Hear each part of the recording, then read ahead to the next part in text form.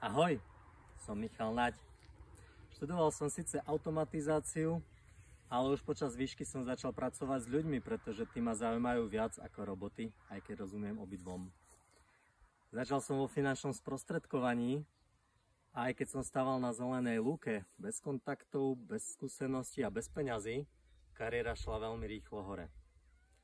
Keď sme presiahli tržby cez 1 000 000 eur ročne, natrafil som na podcast od Jána Milfajta, ktorý hovoril o tom, že rozhodne naplno nevyužívame svoj potenciál.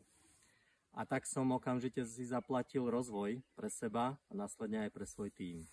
Výsledky ešte narástli a okamžite som si spravil kurz metodiky Gallup, aby som sám sa stal tým, ktorý dokáže rozvíjať talenty druhých. A stalo sa to mojou novou profesiou. Aktuálne pomáham už viac ako 6 rokov tímom a jednotlivcom rozvíjať ich vrodený potenciál a dokážem prinášať ich výsledky, po ktorých túžia.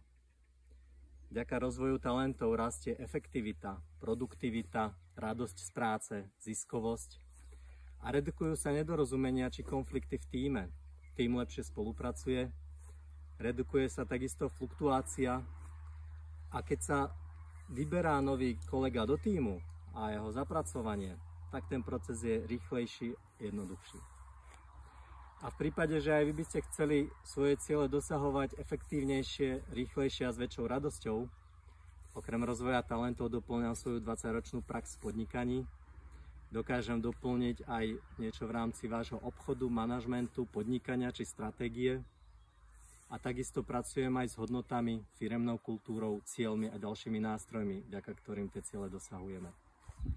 V prípade, že máte záujem sa posunúť výrazne vpred, neváhajte ma kontaktovať. Nájdete ma na michalnagy.sk.